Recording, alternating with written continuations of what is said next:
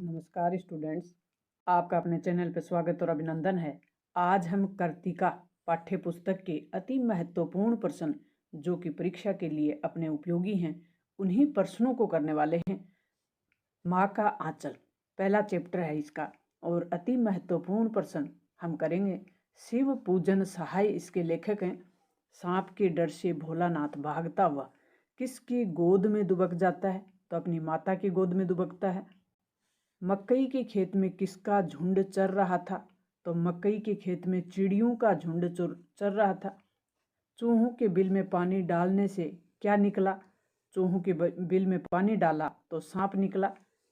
लेखक को उसके पिता क्या कहकर पुकारते थे? तो लेखक को उसके पिता भोलानाथ कहकर पुकारते थे। अमोला किसे कहा गया है? तो अमोला आम का उगता हुआ पौधा, अभी वो पौधा उगता हुआ है तो अमोला कहा गया है आम के उगते हुए पौधे को। लेखक के पिताजी किसका पाठ करते थे? तो लेखक के पिताजी रामायण का पाठ कर रहे थे। रामनामा बही में लेखक के पिताजी कितनी बार राम राम लिखते थे? तो 1000 बार राम राम लिखते थे। लेखक की माँ उसे पकड़कर कौन सा तेल उसके सिर पे डाल देती थी? तो सरसों का तेल। माता का आंचल पाठ में लेखक का वास्तविक नाम क्या है? तो माता का आंचल पाठ के जो लेखक हैं शिव पूजन सहाय, उनका वास्तविक नाम है तारकेश्वर नाथ। बच्चे को खाना खिलाने के संबंध में माता का आंचल नामक कहानी में माँ क्या सलाह देती है? तो पिता के साथ भरपेट खाना खा लेने पर भी भोलानाथ था, माँ को संतोष नहीं होता और वह उसे खिलाने का हठ करती है और वह पति से कहती है कि उसे बच्चों को खिलाना नहीं आता और वह बहुत छोटे कोर खिलाते हैं, इससे बच्चे का पेट नहीं भरता। फिर वह स्वयं अपने हाथों से उसे बहला कर खिलाती है। माँ की ममता यानी माँ का आंचल। मूसन तिवारी को चिढ़ाने का भोलेनाथ को क्या परिणाम भोगना पड़ा? भोलानाथ को मूसन तिवारी को चिढ़ा रहे थे तो उसका परिणाम क्या भोगना पड़ा? तो मूसन तिवारी बूढ़े आदमी थे और उन्हें कम दिखता था। बज्जू नाम के ढीठ जो लड़के थे उनको बुढ़वा बेईमान मांगे करेला का चोखा कहकर चिढ़ाया। भोलानाथ और अन्य बच्चे भी उसे चिढ़ाने लगे। मूसन तिवारी ने बच्चों को खदेड़ा और फिर वह गांव की पाठशाला में जा पहुंचे, जहां से 4 लड़के बज्जू और भोलानाथ पकड़े लाने को भेजे गए।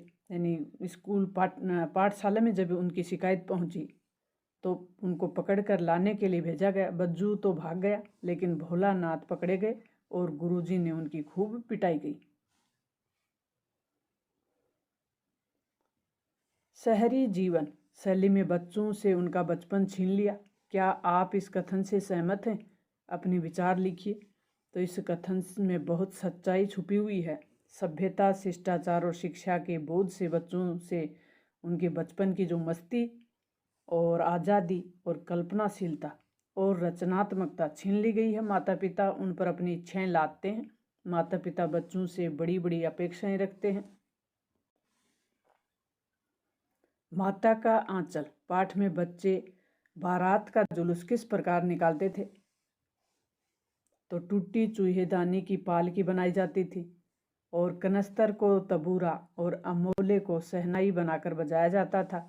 भोलानाथ समंदी बनता और बकरे पर सवार हो जाता। बारात दूसरे छोर पर बने चबूतरे पे जाती थी और उसे कन्या का घर माना जाता था। सभी बच्चे उसमें बाराती बनकर सम्मिलित होते थे। जॉर्ज पंचम की नाक, कमलेश्वर इसके लेखक हैं। तो जॉर्ज पंचम की नाक पाठ की जो लेखन विधा है वो कैसी है? तो ये व्यंग्यात्मक है।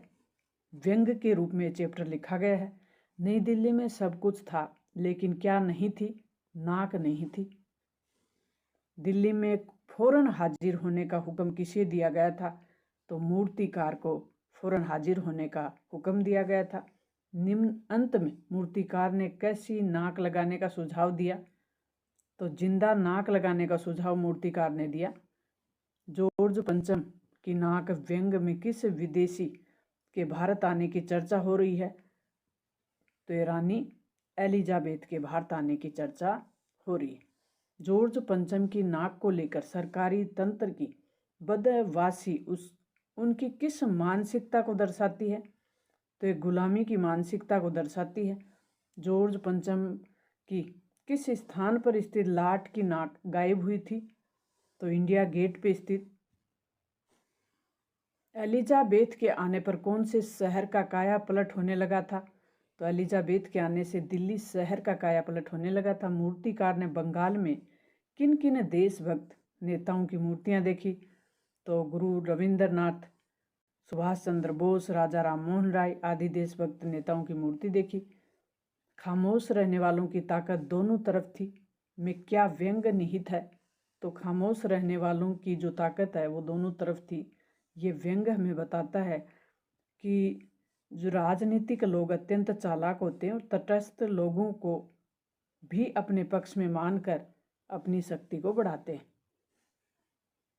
जॉर्ज पंचम की मूर्ति की नाक न होना सरकारी तंत्र के लिए विकट समस्या क्यों बन गया था? भारत के तत्कालीन शासकों में स्वाधीनता संस्कार नहीं आ सके, वे मानसिक गुलामी से मुक्त नहीं हो पाए, अतः वे चाहते थे कि इंग्लैंड की रानी के सामने कोई ऐसा दृश्य न आए जो उसे बुरा लगे। जॉर्ज पंचम की टूटी नाक को लगवाना उनके लिए एक विकट समस्या बन चुकी थी। आपके अनुसार जॉर्ज पंचम की मूर्ति की नाक किसने और क्यों तोड़ी होगी? जॉर्ज पंचम की मूर्ति की नाक को तोड़ने वाला कोई भारतीय स्वाभिमानी देशभक्त होगा। स्वतंत्र भारत के किसी स्वाभिमानी भारतीय की नज़र जब जब इस मूर्ति पे पड़ती थी तो उनके आत्मसम्मान को चोट लगती थी। इसी कारण भारत की गुलामी के प्रतीक जॉर्ज पंचम को किसी देशभक्त युवा ने कुरूप बना डाला था।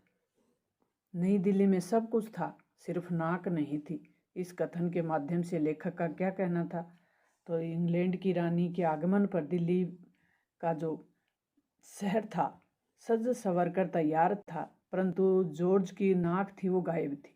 लेखक के इस कथन का ये परोक्ष अर्थ है कि दिल्ली में सरकारी शान शौकत तो पूरी थी, किंतु शासकों में आत्मसम्मान की भावना का पूरी तरह से अभाव था। जॉर्ज की मूर्ति को नाक लगाने के प्रयास में वे भारत की शान को मिट्टी में मिला रहे थे, देश की नाक कटवा रहे थे। अतः लेखक ने नाक को व्यंग का विषय बनाया।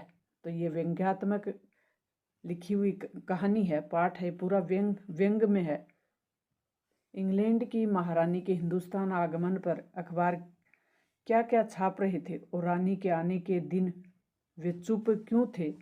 तो रानी के आने से पहले अखबारों में रानी की पोशाक के रंग, उन पे होने वाला खर्च, रानी की जन्मपत्री, प्रिंस फिलिप्स के कारनामे छपने के साथ ही उनके नौकर नौकरानियाँ, बावर्चियों, खान व्यवसायी जो भी उनके लिए खाना बनाते, जीवनियाँ, उनकी जो भी जीवनी थी उसके बारे में, शाही महल के कुत्तों की तस्वीर भी छापी गई। लेकिन रानी के आगमन पर सब अखबार चुप थे। देश का आत्मसम्मान लूटने वाले की मूर्ति पर जिंदा व्यक्ति की नाक लगाए जाने की घटना अपमानजनक बात थी। शायद इसलिए सभी अखबार चुप रहकर जॉर्ज पंचम की मूर्ति पर जिंदा नाक लगाए जाने के प्रति अपना आक्रोश प्रकट कर रहे थे। साना साना हाथ जोड़िए।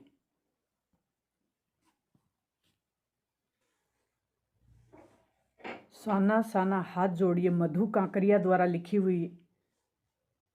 साना साना हाथ जोड़िए मधु कांकरिया लिखित है। क्या है? यह एक यात्रा वृत्तांत है। अपनी यात्रा का वर्णन इसमें किया गया है मधु कांकरिया के द्वारा। 7 सिस्टर्स वाटरफॉल नामक झरना किस नदी के किनारे स्थित है? तो तीस्ता नदी के।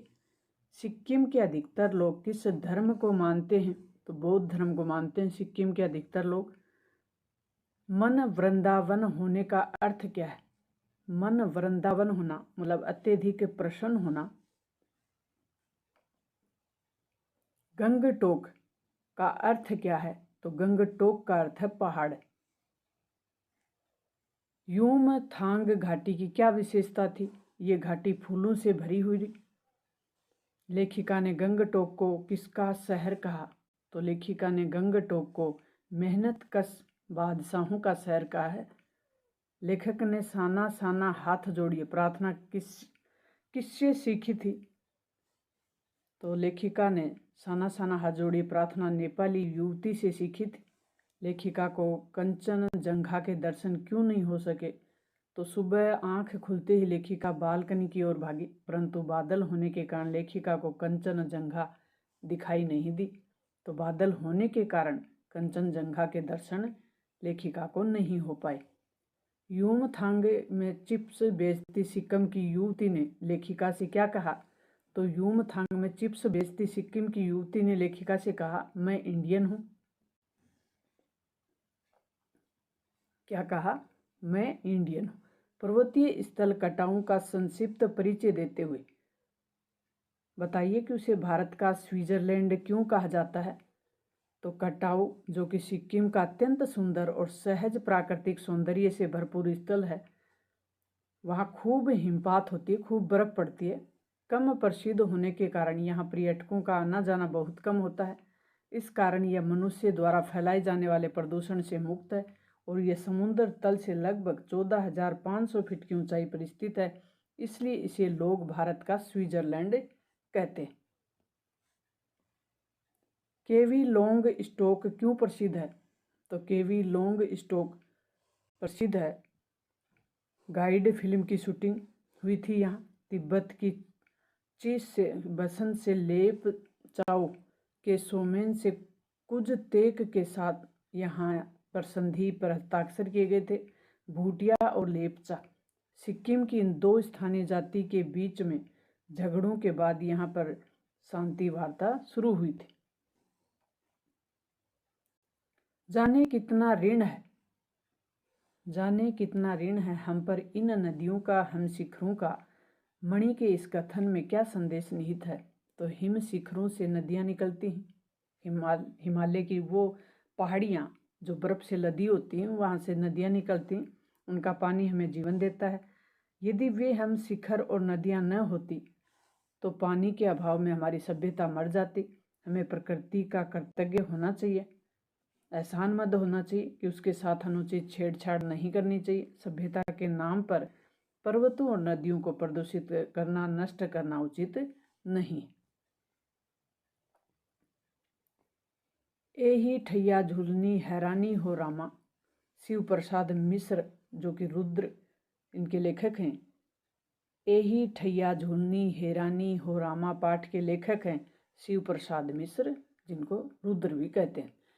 दुक्कड़ कहते हैं, किसको कहते हैं? शहनाई के साथ बजाए जाने वाला जो तबला होता है उसको दुक्कड़ कहते हैं। दुलारी ने कहा कि बुनी हुई साड़ियाँ विदेशी कपड़ों की होली जलाने के लिए दी। मैनचेस्टर तथा लंकाशायर की। अली सगीर कौन थे? तो अली सगीर खुफिया पुलिस का रिपोर्टर था। दुलारी और टुन्नू का भेंट किस स्थान पे हुई थी? दुलारी और टुन्नू की भेंट किस स्थान पे हुई? खोजवा बाजार में। कठोर हृदय समझी जाने वाली दुलारी टुन्नू की मृत्यु पर विचलित क्यों हो उठी? प्रेम अधूरा रह जाने के कारण और पश्चाताप के कारण। ए और ब दोनों। टुन्नू दुलारी के लिए क्या उपहार लाया था?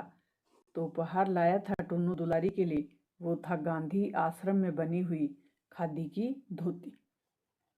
एठी ठैया झुलनी हैरानी हो रामा पाठ का रचनाकार कौन है? शिव प्रसाद मिश्र। दुलारी काशी में किस लिए प्रसिद्ध थी?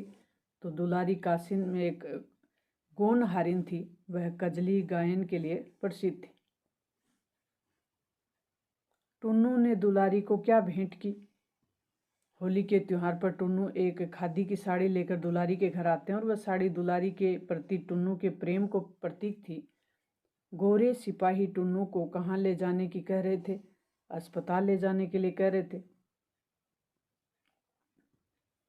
खोजवा बाजार में आयोजित कजली दंगल का मजा किरकिरा होने का कारण क्या था? तो दंगल में टुन्नू और दुलारी के बीच बड़े रोचक और व्यंग्य विनोद में सवाल जवाब चल रहे थे। इसी बीच फेंकू सरदार लाठी लेकर टुन्नू को मारने दौड़ा। दुलारी ने टुन्नू को बचाया। इस घटना के बाद कजली दंगल का मजा किरकिरा हो गया। झिंगर और टुन्नू की मृत्यु का समाचार सुनकर दुलारी की क्या मनोदशा हो जाती है? तो दुलारी एक कठोर हृदय की महिला थी। करुणा और करुण घटना पर भी उसका मन नहीं पसीजता है, यानी इतनी करुण घटना थी उस पर भी उसका मन है वो नहीं पसीजता, पिघलता। और कोई दिन होता तो वह टुन्नू के मारे जाने का समाचार सुनकर हंस पड़ती, लेकिन उस दिन वह टुन्नू के बारे में सुनकर स्तंभ हो गई। उसकी आंखों में आंसू उमड़ पड़े। उसने पड़ोसियों की निगाह से अपने आंसू नहीं छुपाए।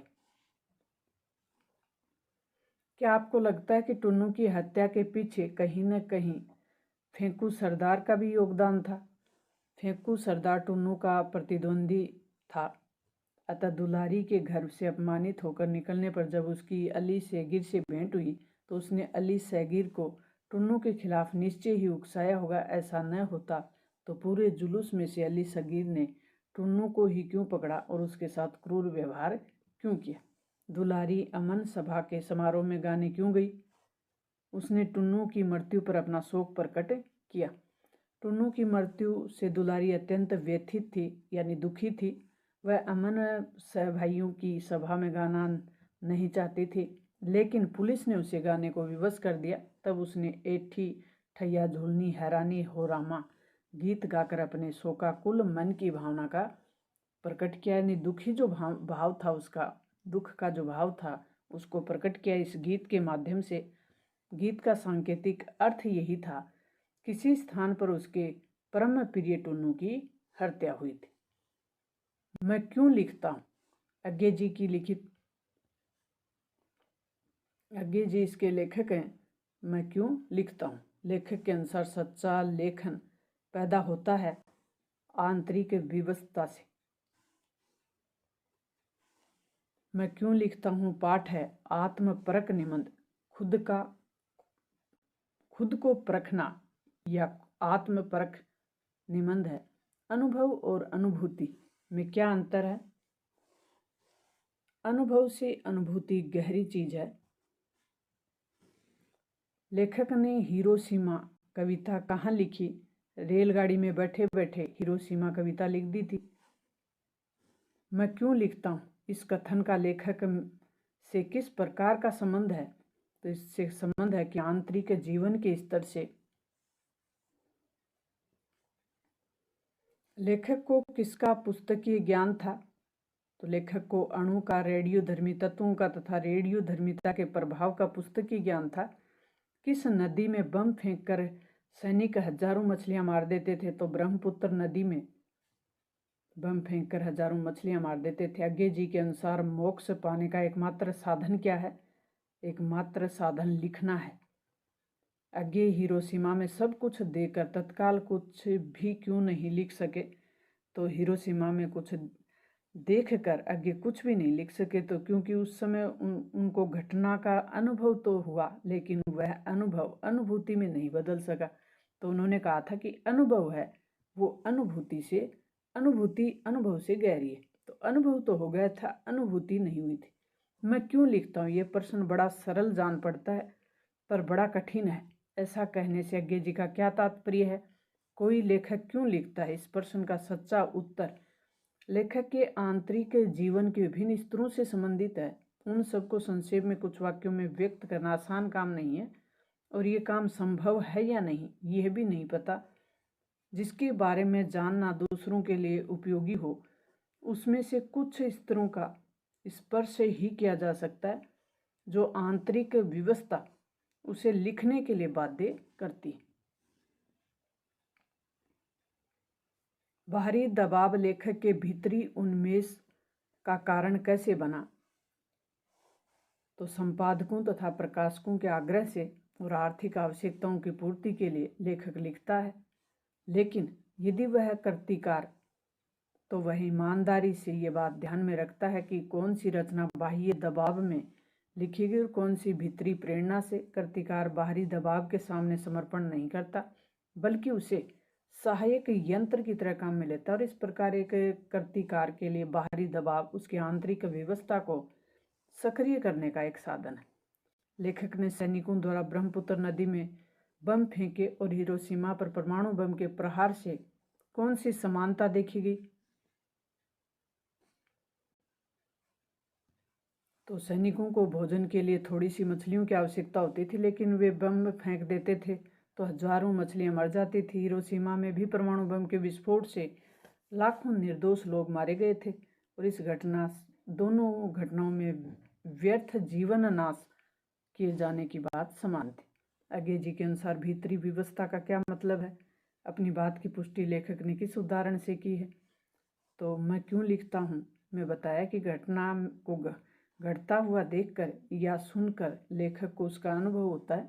वह अनुभव एक साथ बौद्धिक स्तर से हटकर मन की संवेदना में बदल जाता है और वह संवेदना उसे अपनी बात कहने के लिए विवश करती है। इस विवशता से मुक्ति उस विषय में कुछ लिखने के बाद ही मिलती है।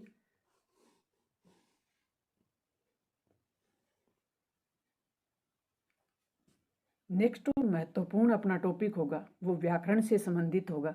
तो मिलते हैं नेक्स्ट और महत्वपूर्ण जानकारी जो कि व्याकरण से संबंधित होगी। आपके आने वाले महत्वपूर्ण व्याकरण के प्रश्न बहुत ही सरल और सहज तरीके से हल करेंगे। थैंक्स।